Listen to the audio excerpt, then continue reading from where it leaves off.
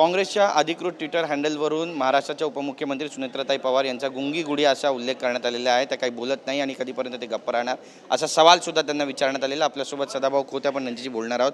ज्या पद्धतीने टीका टिप्पणी काँग्रेसकडून सुरू झालेली आहे आणि खरंच त्या काही बोलत नाही की त्यांना बोलू देत नाही सरकारमध्ये, असं पण प्रश्न आता विचारला जातो। काय की काँग्रेसची महाराष्ट्रातली जर अवस्था बघितली तर सुमित्रा वहिनींच्या पाठीमागे असलेला जनाधार, त्यांच्या मागे असलेले आमदारांची संख्या, त्यांच्या असलेले जिल्हा परिषद पंचायत समितीची संख्या पाहिली तर मला वाटतं की काँग्रेसनं स्वतःला आत्मपरीक्षण करावं आणि जी काँग्रेस अजितदादांच्या पाठिंब्यावरती या राज्यामध्ये अनेक वर्ष सरकारमध्ये होती, खऱ्या अर्थानं हा सुमित्रा वहिनींचा आणि महिला वर्गाचा तर अपमान आहेच, परंतु अजितदादांच्या बरोबर ज्या काँग्रेसनं काम केलं, सत्ता भोगली, त्या अजितदादांचा सुद्धा या ठिकाणी या बोलण्यातून अवमान किंवा अपमान केला असं मला वाटतं। नक्कीच, पण काँग्रेस यापूर्वी कधी अशा पद्धतीने टीका टिप्पणी करत नव्हता, आता काँग्रेसने पण टीका टिप्पणी सुरू केलेली आहे। कसं पाहता याकडे? काँग्रेसने पण यापूर्वी कधी काँग्रेसने अशा पद्धतीने टीका टिप्पणी केली नव्हती, पण आता अशी टिप्पणी सुरू झाली आहे।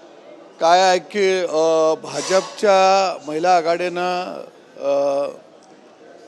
जयकुमार गोरेंच्यावरती टीका टिप्पणी केल्यानंतर साडी नेसवण्याचा पुतळ्याला प्रकार झाल्यावर यांनी काँग्रेसनं साजूकपणाचा आव्हान आणला काय, आणि आज तर या राज्याच्या मुख्यमंत्री ज्या खऱ्या अर्थानं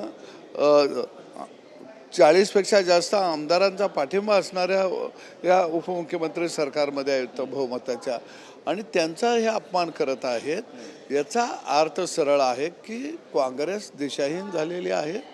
काँग्रेसला आता कोणताही वैचारिक भेस राहिलेला नाही। नाना पटोले यांनी मोठा आरोप केलेला आहे, शेतकऱ्यांची जमीन कमी भावामधून घेऊन बँकेकडून विकण्याचा प्रयत्न आहे। 2.5 कोटीची दिंडोरीतली जागा होती एका शेतकऱ्याची, त्यांनी सेटलमेंटसाठी 76 कोटी पण भरले होते, मात्र तरी देखील त्याच्यावरती कारवाईचा घाट घालण्यात आला। याकडे नेमकं कसं पाहतात? थेट आरोप सरकारवरती, शेतकऱ्यांच्या बाजूने सरकार उभं नाही आहे का?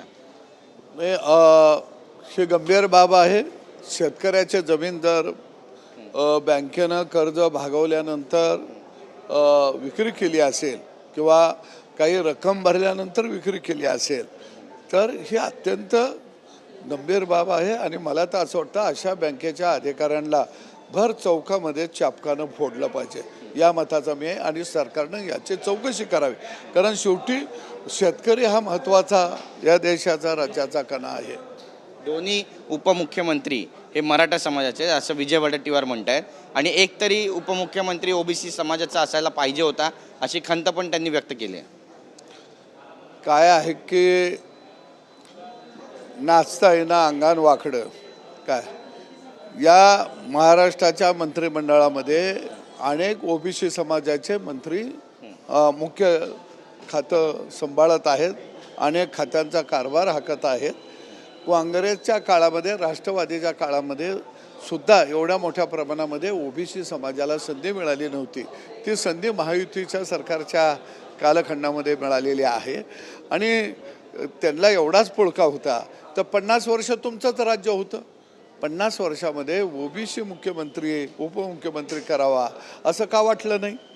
म्हणजे आपलं ठेवायचं झाकून आणि दुसऱ्याचं बघायचं वाकून, किंवा धंदा आता बंद करायला पाहिजे। संजय राऊत वारंवार टीका करतात। संजय राऊतांनी आता फडणवीसांबद्दल पण म्हटलंय की अमित शाह आणि नरेंद्र मोदी यांच्यावर जाऊन जर फडणवीस बसत असतील तर आमचं त्यांना समर्थन आहे, ते दिल्लीत जात असतील तर आमचं त्यांना समर्थन आहे। काय आहे की गावामध्ये काही टपोर पोरं असतात, त्यांना आग लावे बनतात, सकाळ संध्याकाळ जेवायचं आणि गावात आग लावत सुटायचं काय, तसं संजय राऊतचं काम आहे। ना दिल्लीत सरकार आहे, ना राज्यात सरकार आहे, ना महापालिकेत सरकार आहे, आता काम काय आहे? जेवायचं, पारावर बसायचं, काडी ओढून फेकायची, फुकीत बसायचं दिवसभर, तेवढंच काम राहिलं आहे। बरं आहे, आपलं करमणूक तर होते राज्याची। नक्की, धन्यवाद आमची बातचीत केल्याबद्दल। कॅमेरा पर्सन योगेश गुरवसे, गिरीश गायकवाड, TV9 मराठी, मुंबई।